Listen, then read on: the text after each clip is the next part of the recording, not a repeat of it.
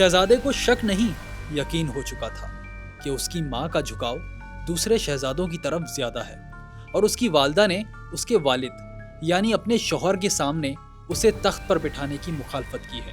شہزادے کے لیے یہ ناقابل برداشت تھا کیونکہ وہ تخت کی راہ میں کسی کو برداشت نہیں کر سکتا تھا، چاہے ماں ہی کیوں نہ ہو۔ تو بس اس نے اپنی ماں کو محل میں ہی نظر بند کر دیا اور کسی سے بھی ملنے پر پابندی لگا دی۔ اب اس خاتون کا شوہر جو شہزادے کا باپ تھا وہ بھی اس سے نہیں مل سکتا تھا۔ ایک دن جب باپ نے اپنی بیوی کے بارے میں پوچھا کہ وہ کہاں ہے، نظر نہیں آ رہی، تو شہزادے نے اسے یہ کہہ کر تسلی دی کہ اس نے ماں کو علاج کے لیے بیرون ملک بھیجا ہے۔ یہ وہ شہزادہ تھا جو خواتین کی آزادی کی بات کرتا تھا، انہیں گاڑی چلانے کی آزادی دینا چاہتا تھا، ان کی نوکری کرنے اور بغیر محرم کے باہر جانے کا بھی حامی تھا۔ مگر جب تخت کی بات آئی تو اپنی ماں جس نے اسے جنم دیا اسے ہی قید میں ڈال دیا۔ یقیناً آپ سوچ رہے ہوں گے کہ کون تھا وہ شخص؟ وہ تھا سعودی ولی عہد محمد بن سلمان۔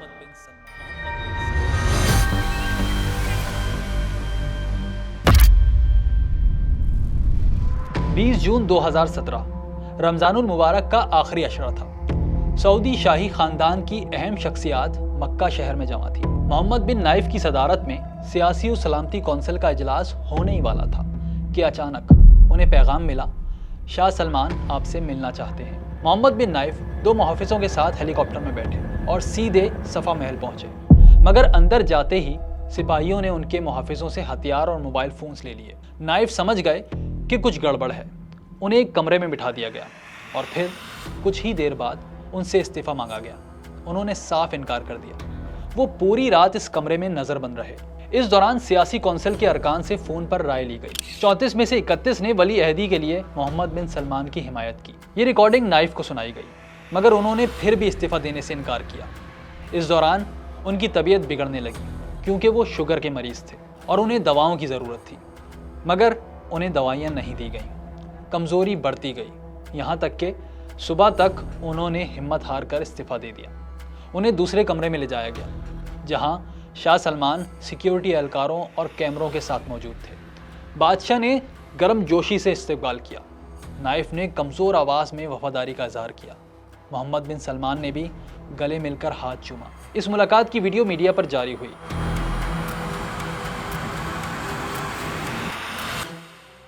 باہر آ کر نائف نے دیکھا کہ ان کے محافظ غائب تھے۔ وہ جدہ کے محل پہنچے تو نظر بند کر دیے گئے، اکاؤنٹ فریز، پاسپورٹ ضبط اور گھر پر پہرا بٹھا دیا گیا۔ سوال یہ ہے کہ ایسا کیوں ہوا؟ شاہ سلمان نے 57 سالہ محمد بن نائف کی جگہ 31 سالہ محمد بن سلمان کو ولی عہد کیوں بنایا؟ نائف امریکہ کے قریب سمجھے جاتے تھے۔ انہوں نے FBI اور اسکاٹ لینڈ یارڈ سے تربیت لی تھی، جبکہ بن سلمان کی تعلیم عام سی تھی۔ بعد میں ایک سعودی اہلکار نے الزام لگایا کہ نائف نشہ آور ادویات کے عادی ہو گئے تھے، اسی لیے انہیں ہٹا دیا گیا، مگر اصل وجہ کچھ اور تھی۔ ابو دھابی کے ولی عہد محمد بن زائد، جو چاہتے تھے کہ محمد بن سلمان آگے آئیں اور ملک سنبھالیں۔ لیکن وہ ایسا کیوں چاہتے تھے؟ اور پھر مڈل ایسٹ کے 2 بڑے لیڈروں کی دوستی اچانک دشمنی میں کیسے بدل گئی؟ یہ ہم آپ کو آگے چل کر بتائیں گے۔ آپ پہلے محمد بن سلمان کے بارے میں کچھ وہ باتیں جان لیں جو شاید اس سے پہلے آپ نے کبھی نہیں سنی ہوں گی، نہ کہیں پڑھی ہوں گی۔ آپ سے ریکویسٹ ہے کہ ہمارا چینل ضرور سبسکرائب کر لیں، اور اگر ویڈیو پسند آئے تو اسے لائک اور کامنٹ کرنا مت بھولیے گا۔ تو آئیں دوبارہ سعودی عرب چلتے ہیں۔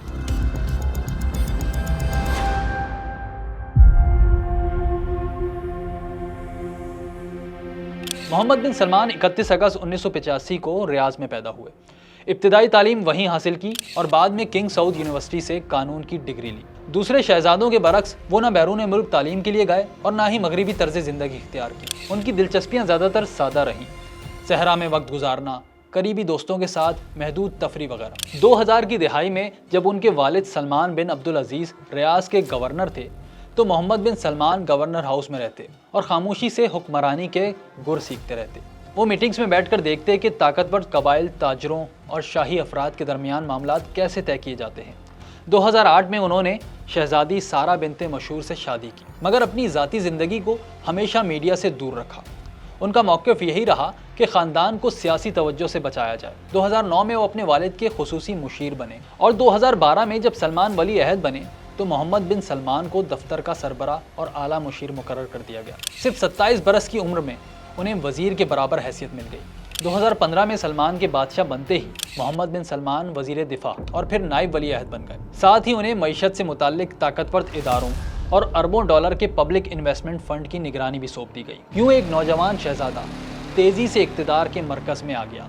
वो बादशाह के साथ आलमी रहनुमाओं से मुलाकातें करते, खामोशी से सीखते और अहम फैसलों का हिस्सा बनते गए। अब यहाँ एक सवाल पैदा होता है, वो ये कि शाह सलमान के तो 13 बेटे थे, जिनमें 2 का बाद में इंतकाल हो गया।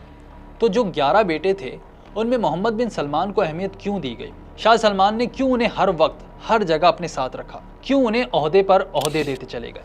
सवाल तो बनता है। जवाब उसका ये है कि मोहम्मद बिन सलमान बहुत मेहनती और ज़हीन थे। जैसा कि हमने शुरू में बताया था कि वो दूसरे शहजादों की तरह खेल तमाशों के आदी नहीं थे, ना ही वो उनकी तरह मगरबी ममालिक में जाकर वक्त और पैसा बर्बाद करने वाले थे। तालीम भी सारी उन्होंने यहीं हासिल की, शादी भी शाही खून से की।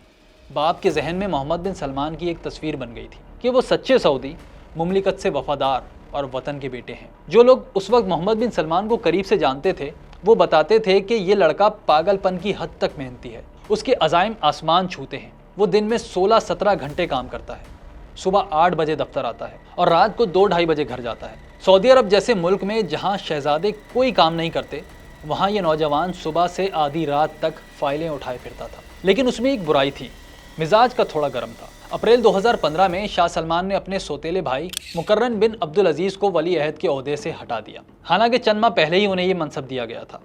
उसके बाद मोहम्मद बिन नाइफ वली अहद बने और मोहम्मद बिन सलमान नाइब वली अहद मुकर्रर हुए।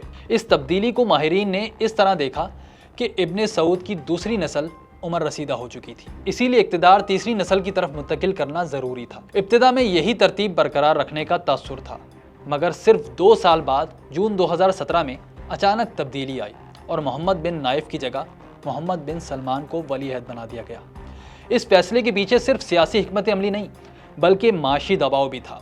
2015 से 2017 के दौरान सऊदी अरब में बेरोज़गारी तेज़ी से बढ़ी, यहाँ तक कि तकरीबन 29% नौजवान बेरोज़गार हो गए। तेल की कीमत $110 फ़ी बैरल से गिरकर $27 तक आ गई। इससे मईशत हिल कर रह गई। हुकूमत को तारीख के बड़े बजट खसारे का सामना करना पड़ा, जो GDP के 15% से भी ज़्यादा था। ख़जाना तेज़ी से खाली हो रहा था और IMF ने भी खबरदार किया कि अगर यही सूरत हाल रही तो चंद साल में मुल्क के दिवालिया होने का खतरा है। सऊदी अरब में माशी बहरान ने आवाम की नींदें उड़ा दी। पहली बार लोगों को लगा कि मुफ्त सहूलतों का दौर ख़त्म होने वाला है। मायूसी बढ़ रही थी कि उसी वक्त एक नौजवान सामने आया, मोहम्मद बिन सलमान। उसने वादा किया तेल पर इन्हिसार ख़त्म होगा, नौकरी आएंगी, ख़वातीन को आज़ादी मिलेगी और मुल्क बदलेगा।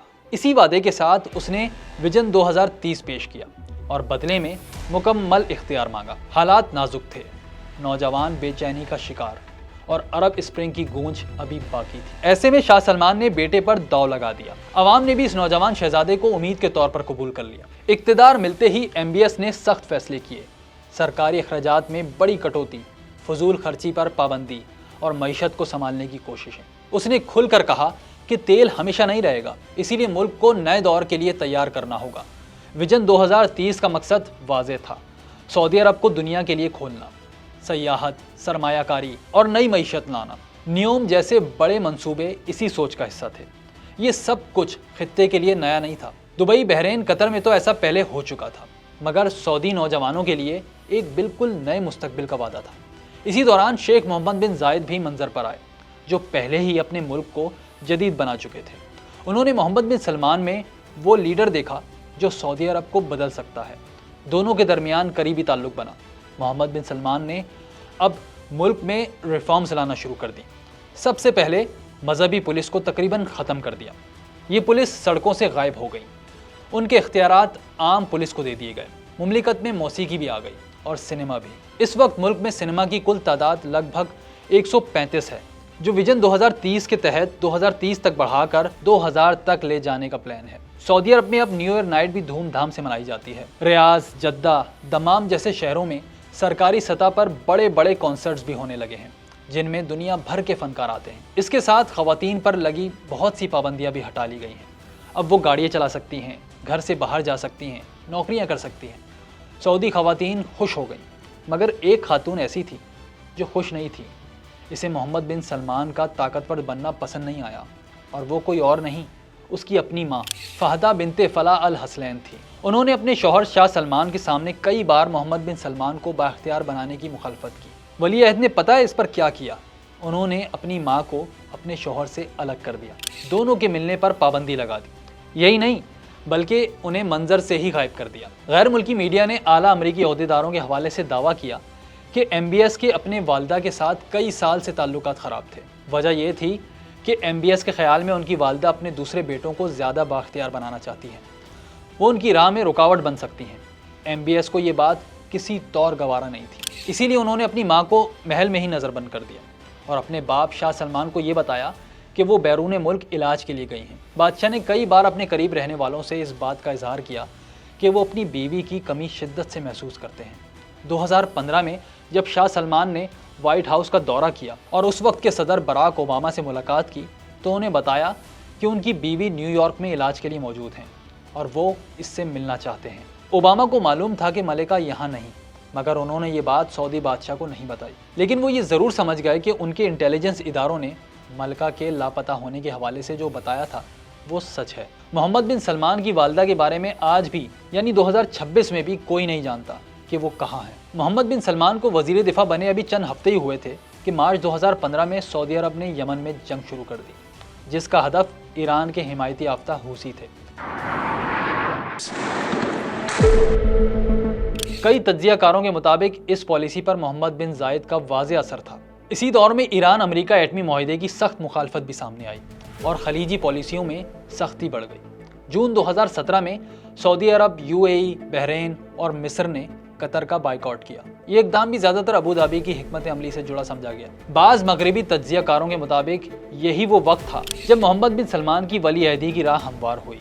इब्तिदाई बरसों में सऊदी खारजा पॉलिसी पर इमाराती असर नुमाया रहा। 2018 में दोनों मुल्कों ने सऊदी इमाराती कोऑर्डिनेशन काउंसिल कायम की, जिसने दिफा, मईशत और खारजा पॉलिसी में करीबी हम आहंगी पैदा की। उधर वाशिंगटन में इमाराती लॉबिंग भी जारी रही।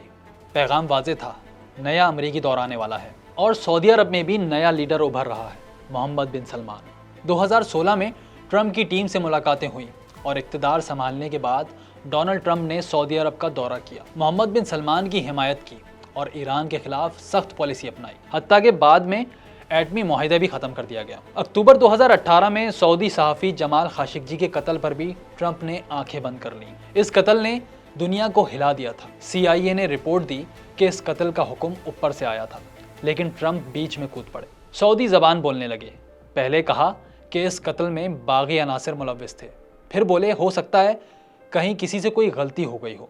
वो MBS की सबसे बड़ी ढाल बन गए। दूसरी तरफ पर्दे के पीछे MBZ की लॉबिंग मशीन पूरी स्पीड से काम कर रही थी। सऊदी और इमाराती पैसे से वाशिंगटन की महंगी तरीन PR फर्म्स ने दिन रात काम किया। मकसद था कांग्रेस, मीडिया और थिंक टैंक्स को एक ही लाइन देना, यानी मोहम्मद बिन सलमान मिडल ईस्ट का नया, नौजवान और रिफॉर्मर लीडर है। इसके सिवा ईरान को कोई रोक नहीं सकता। प्लानिंग कामयाब रही और उसका नतीजा ये निकला कि 2017 से 2019 के दरमियान MBS ने जो कुछ किया, चाहे यमन पर बमबारी हो, लेबनान के वजीर आजम का अगवा हो, कतर का मुहासरा हो या फिर खाशिगजी का कत्ल, इसे ट्रंप ने या तो इग्नोर किया या फिर खुलकर सपोर्ट किया। ट्रंप ने MBS को वो सब कुछ दे दिया जो वो चाहते थे। ट्रंप और बिन सलमान के ताल्लुकात पर बाद में मजीद बात करेंगे। फिलहाल लेबनान के वजीर आजम साद उल हरीरी के अगवा वाला किस्सा सुन लें, वो भी बहुत दिलचस्प है। अमरीकी मुसन्निफ बैन ह्यूबर्ट अपनी किताब the rise of power MBS में लिखते हैं कि साद उल हरीरी नवंबर 2017 में दौरा सऊदी अरब पर आए, लेकिन जब वो शाह सलमान से मिले, उनके महल पहुंचे, तो उनके काफिले में मौजूद तमाम अफराद से उनका मोबाइल फ़ोन ले लिया गया और उन्हें बाहर ही रोक दिया गया। अगले दिन अल हरीरी सऊदी रियासती चैनल पर लेबनानी झंडे के साथ बैठे वजारत उज़्मा से इस्तीफ़ा देते नजर आए। ये मंजर बराह रास्त दिखाया गया। उन्होंने स्क्रीन पर एक बयान भी पढ़ा जिसमें उन्होंने ईरान और हिजबुल्लाह पर लेबनान को कमज़ोर करने का इल्ज़ाम लगाया। इस वाक़े पर लेबनान सऊदी अरब से नाराज़ हो गया। लेबनान की आवाम ने اسے اپنے وزیر اعظم کا اغوا قرار دیا۔ لبنانی صدر میشالون نے اپنے وزیر اعظم کا استعفیٰ منظور کرنے سے ہی انکار کر دیا اور مطالبہ کیا کہ ریاض سعد الحریری کو فوراً رہا کرے۔ الحریری 2 ہفتے تک سعودی دارالحکومت میں رہے۔ کہا جاتا ہے کہ فرانسیسی صدر میکرون کی کوششوں سے وہ واپس بیروت پہنچے، لیکن وہاں پہنچتے ہی انہوں نے اپنا استعفیٰ واپس لے لیا۔ بعد میں MBS نے الحریری کے اغوا یا ان سے زبردستی استعفیٰ دلوانے کے الزام کی تردید کی، مگر سوال برقرار رہے کہ الحریری اگر استعفیٰ دینا ہی چاہتے تھے تو اپنے ہی ملک میں دے دیتے۔ سعودی عرب میں کیا استعفیٰ دینے کا ثواب زیادہ ملتا ہے؟ اور اگر وہاں دے دیا تھا تو وطن آ کر واپس کیوں لیا؟ ان سوالوں کے جواب کسی کو نہیں ملے۔ ادھر MBS اور MBZ کے تعلقات میں نیا موڑ آنے لگا تھا۔ محمد بن سلمان اور محمد بن زائد ابتدا میں ایک ہی مقصد کے لیے ساتھ تھے، اصلاحات اور خطے میں طاقت کا توازن اپنے حق میں کرنا۔ MBZ نے نہ صرف MBS کی رہنمائی کی بلکہ انہیں اقتدار کے گر بھی سکھائے۔ دونوں کا رشتہ استاد اور شاگرد جیسا تھا، لیکن جیسے ہی محمد بن سلمان نے سعودی عرب میں اپنی پوزیشن مضبوط کر لی، انہیں سہارے کی ضرورت نہیں رہی۔ اب ان کی نظریں پورے مڈل ایسٹ کی قیادت پر تھیں، اور یہی وہ مقام تھا جہاں ٹکراؤ شروع ہوا، کیونکہ اس مقام پر محمد بن زائد پہلے سے موجود تھے۔ یہی اختلافات کی اصل وجہ تھی، قیادت کی جنگ اور معاشی مقابلہ۔ سعودی عرب نے ایران سے تعلقات نرم کرنے کی کوشش کی، جبکہ امارات اس کے خلاف تھا۔ محمد بن سلمان نے نئی ایئر لائن اور بڑے لاجسٹک منصوبوں کے ذریعے دبئی اور ابوظہبی کی برتری کو چیلنج کیا اور عالمی کمپنیوں کو مجبور کیا کہ وہ اپنے علاقائی ہیڈ کوارٹرز ریاض منتقل کریں۔ یہ براہ راست اماراتی معیشت پر وار تھا۔ ادھر محمد بن زائد نے سعودی پالیسیوں، خاص طور پر تیل، روس اور ایران سے تعلقات کو خطرناک قرار دے دیا، مگر MBS اپنی رفتار سے آگے بڑھتے رہے۔ نتیجہ یہ نکلا کہ قریبی اتحادی اب کھلے حریف بن گئے، یہاں تک کہ اہم علاقائی اجلاسوں تک میں ایک دوسرے کا بائیکاٹ معمول بن گیا۔ اس کی پوری تفصیل آپ ہماری اس ویڈیو میں دیکھ سکتے ہیں۔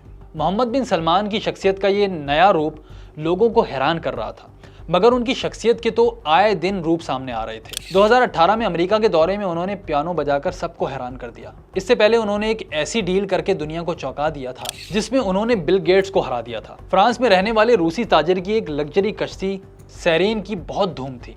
2014 میں مائکروسافٹ کے بانی بل گیٹس نے سیرین اپنی فیملی کے لیے $50 لاکھ میں ایک ہفتے کے لیے کرائے پر لی۔ انہیں یہ کشتی پسند آ گئی اور وہ اسے خریدنے کے بارے میں سوچنے لگے، لیکن وہ سوچتے ہی رہ گئے۔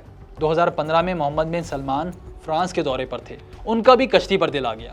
انہوں نے بغیر کسی لمبی چوڑی ڈیلنگ کے فوراً سیرین کے مالک شیفلر کو $50 کروڑ کی آفر کی، پھر ایک ہی ٹرانزیکشن کے ذریعے پوری رقم انہیں بھیج دی اور چند گھنٹوں کے اندر وہ اس کشتی کے مالک بن گئے۔ نومبر 2017 میں محمد بن سلمان نے عالمی شہرت یافتہ مصور ڈیونچی کی ایک مشہور پینٹنگ $45 کروڑ میں خریدی۔